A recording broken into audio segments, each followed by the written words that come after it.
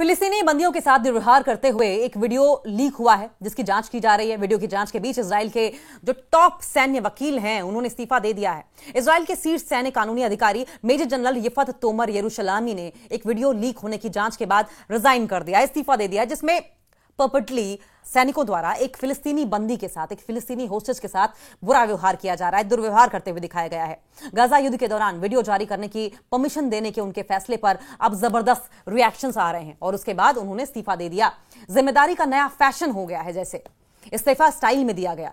Israel के सैन्य गलियारों में आजकल एक नया ट्रेंड चल पड़ा है, वीडियो लीक करो फिर इस्तीफा दो। पहले जो काम इन्वेस्टिगेशन से होता था वो अब वीडियो रिलीज से ही हो जाता है। मेजर जनरल यिफत तोमर यरूशलामी ने, जो देश की शीर्ष सैन्य कानूनी अधिकारी थी, हाल ही में यह साबित कर दिया कि जिम्मेदारी नाम की चीज सिर्फ तब तक मौजूद रहती है जब तक कोई कैमरा ऑन ना हो।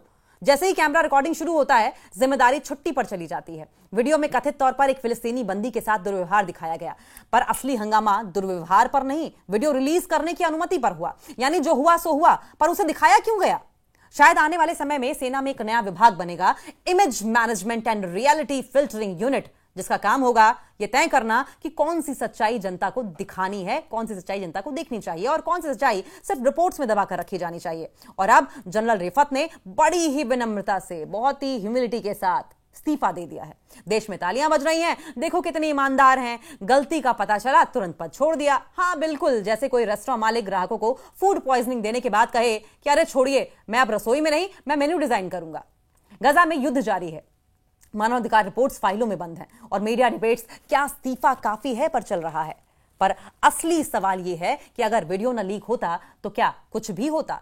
शायद नहीं, क्योंकि सच्चाई आजकल सबसे बड़ा अपराध है, खासकर तब जब वो रिकॉर्ड हो जाए। इजराइल के टॉप सैन्य कानूनी अधिकारी मेजर जनरल यिफत तोमर यरूशलामी ने फ्राइडे को इस्तीफा दे दिया, रिजाइन कर दिया, क्योंकि गजा युद्ध के दौरान सैनिकों द्वारा एक फिलिस्तीनी होस्टेज के साथ दुर्व्यवहार करने वाले वीडियो के लीक होने की आपराधिक जांच चल रही है।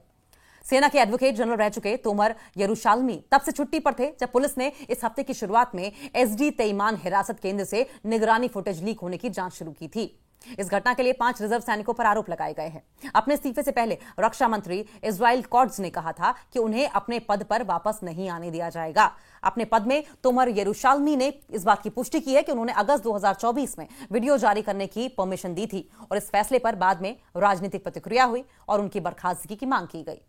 उन्होंने युद्ध के दौरान भी कानून के शासन को कायम रखने की आवश्यकता पर, नेसेसिटी पर बचाव करते हुए लिखा कि मुझे खेद है कि यह बुनियादी समझ है कि कुछ ऐसे कृत्य हैं जिनका सबसे घृणित बंदियों के साथ भी कोई व्यवहार नहीं किया जाना चाहिए, अब सभी के लिए विश्वसनीय नहीं रह गई है। लीक हुए फुटेज से आक्रोश फैला। इजराइल के N12 न्यूज द्वारा एक लीक हुए वीडियो जिसको पब्लिश किया गया था, ब्रॉडकास्ट किया गया था, उसमें सैनिकों को एसडी तीमन कैंप में होस्टेजेस को ले जाते हुए दिखाया गया। दंगा रोधी ढालों से कैमरों को रोकते हुए पास में एक कुत्ते को पकड़े हुए दिखाया गया। इस कैंप में 7 अक्टूबर 2023 के हमलों के बाद पकड़े गए हमास के उग्रवादियों के साथ साथ आगामी संघर्ष के दौरान हिरासत में लिए गए अन्य फिलिस्तीनी भी रखे गए थे। इस फुटेज से व्यापक आक्रोश भड़क उठा। दक्षिणपंथी राजनेताओं ने इस जांच की निंदा करते हुए इसे सेना के साथ विश्वासघात बताया, जबकि प्रदर्शनकारियों ने 2 सैन्य परिसरों पर धावा बोल दिया और कानूनी विभाग पर गजा में लड़ रहे सैनिकों को शैतान बताने का आरोप लगाया। तोमर यरूशलामी ने कहा कि उन्होंने आईडीएफ की कानूनी शाखा के खिलाफ बदनाम करने और दुष्प्रचार करने का मुकाबला करने के लिए रिहाई को अधिकृत किया। रक्षा मंत्री कॉट्स ने बाद में कहा कि जो कोई भी इजरायली सैनिकों के खिलाफ खूनी झूठ गढ़ता है वो आईडीएफ की वर्दी पहनने के लायक नहीं है। दक्षिणपंथी राष्ट्रीय सुरक्षा मंत्री इतामार बेन-ग्वीर ने उनके इस्तीफे की सराहना की और सेना के कानूनी नेतृत्व की आगे की जांच की मांग की। उन्होंने 7 अक्टूबर के हमलों में शामिल लोगों के लिए मौत की सजा की मांग करते हुए बंधे हुए फिलिस्तीनी बंदियों के ऊपर खड़े होने का अपना एक वीडियो भी पोस्ट किया। होस्टेजेस के साथ दुर्व्यवहार, उनके साथ टेरेनी, बढ़ती जांच, मानवाधिकार संगठनों ने एसडी तेईमान जैसे हिरासत केंद्रों में दुर्व्यवहार और बदसलूकी की खबरों पर बार बार चिंता जताई है। इजरायली सेना ने यह बात एक्सेप्ट की है कि ऐसे दर्जनों मामलों की जांच चल रही है, लेकिन इस बात से साफ साफ मना कर दिया है, इनकार कर दिया है कि दुर्व्यवहार व्यवस्थागत है। तोमर यरूशलामी ने होस्टेजेस को सबसे खराब किस्म के आतंकवादी बताते हुए इस बात पर जोर दिया कि पीड़ित चाहे कोई भी हो, हिंसा की जांच होनी चाहिए। उनका इस्तीफा ऐसे समय में आया है जब इजराइल गजा में अपने आचरण को लेकर, अपने व्यवहार को लेकर, अपने डिमिनर को लेकर बढ़ती अंतर्राष्ट्रीय जांच का सामना कर रहा है। यह हाल ही में हुए एक युद्ध विराम समझौते के बाद आया है। फिलिस्तीनी बंदियों के साथ दुर्व्यवहार करते हुए एक वीडियो लीक हुआ है जिसकी जांच की जा रही है। वीडियो की जांच के बीच इजराइल के जो टॉप सैन्य वकील हैं उन्होंने इस्तीफा दे दिया है। इजराइल के शीर्ष सैन्य कानूनी अधिकारी मेजर जनरल यिफत तोमर यरूशलामी ने एक वीडियो लीक होने की जांच के बाद रिजाइन कर दिया, इस्तीफा दे दिया, जिसमें पर्पटली सैनिकों द्वारा एक फिलिस्तीनी बंदी के साथ, एक फिलिस्तीनी होस्टेज के साथ बुरा व्यवहार किया जा रहा है, दुर्व्यवहार करते हुए दिखाया गया है। गाजा युद्ध के दौरान वीडियो जारी करने की परमिशन देने के उनके फैसले पर अब जबरदस्त रिएक्शंस आ रहे हैं और उसके बाद उन्होंने इस्तीफा दे दिया। जिम्मेदारी का नया फैशन हो गया है, जैसे इस्तीफा स्टाइल में दिया गया। इजराइल के सैन्य गलियारों में आजकल एक नया ट्रेंड चल पड़ा है, वीडियो लीक करो फिर इस्तीफा दो। पहले जो काम इन्वेस्टिगेशन से होता था वो अब वीडियो रिलीज से ही हो जाता है। मेजर जनरल यिफत तोमर यरूशलामी ने, जो देश की शीर्ष सैन्य कानूनी अधिकारी थी, हाल ही में यह साबित कर दिया कि जिम्मेदारी नाम की चीज सिर्फ तब तक मौजूद रहती है जब तक कोई कैमरा ऑन ना हो। जैसे ही कैमरा रिकॉर्डिंग शुरू होता है, जिम्मेदारी छुट्टी पर चली जाती है। वीडियो में कथित तौर पर एक फिलिस्तीनी बंदी के साथ दुर्व्यवहार दिखाया गया, पर असली हंगामा दुर्व्यवहार पर नहीं, वीडियो रिलीज करने की अनुमति पर हुआ। यानी जो हुआ सो हुआ, पर उसे दिखाया क्यों गया? शायद आने वाले समय में सेना में एक नया विभाग बनेगा, image management and reality filtering unit, जिसका काम होगा यह तय करना कि कौन सी सच्चाई जनता को दिखानी है, कौन सी सच्चाई जनता को देखनी चाहिए और कौन सी सच्चाई सिर्फ रिपोर्ट्स में दबाकर रखी जानी चाहिए। और अब जनरल रिफत ने बड़ी ही विनम्रता से, बहुत ही ह्यूमिलिटी के साथ इस्तीफा दे दिया है।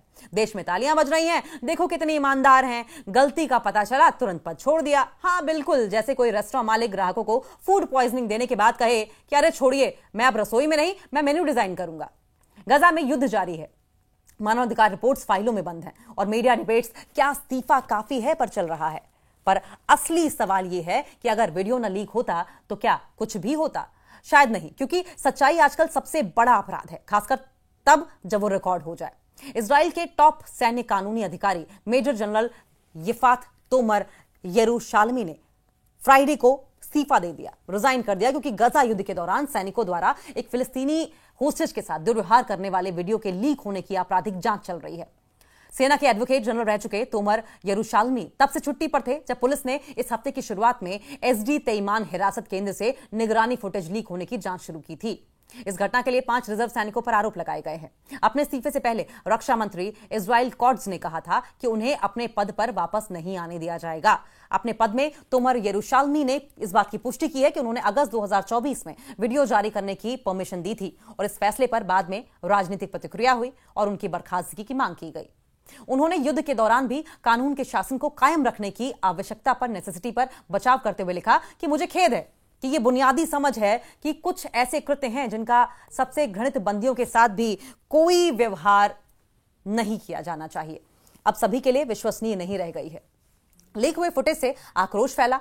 इजराइल के N12 न्यूज द्वारा एक लीक हुए वीडियो जिसको पब्लिश किया गया था, ब्रॉडकास्ट किया गया था, उसमें सैनिकों को एसडी तीमन कैंप में होस्टेजेस को ले जाते हुए दिखाया गया। दंगा रोधी ढालों से कैमरों को रोकते हुए पास में एक कुत्ते को पकड़े हुए दिखाया गया। इस कैंप में 7 अक्टूबर 2023 के हमलों के बाद पकड़े गए हमास के उग्रवादियों के साथ साथ आगामी संघर्ष के दौरान हिरासत में लिए गए अन्य फिलिस्तीनी भी रखे गए थे।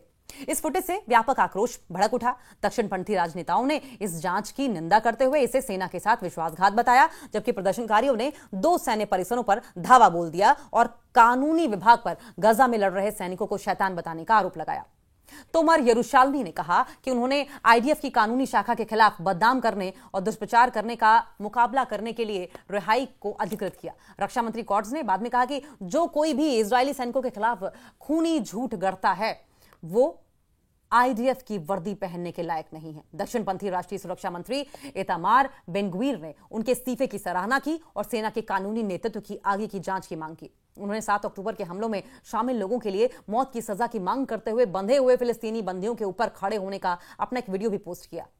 होस्टेजेस के साथ दुर्व्यवहार, उनके साथ टेरेनी, बढ़ती जांच, मानवाधिकार संगठनों ने एसडी तेईमान जैसे हिरासत केंद्रों में दुर्व्यवहार और बदसलूकी की खबरों पर बार बार चिंता जताई है।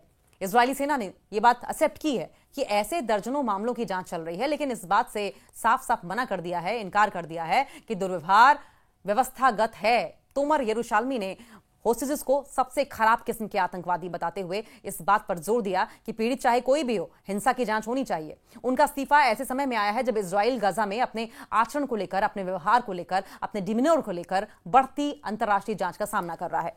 यह हाल ही में हुए एक युद्ध विराम समझौते के बाद आया है।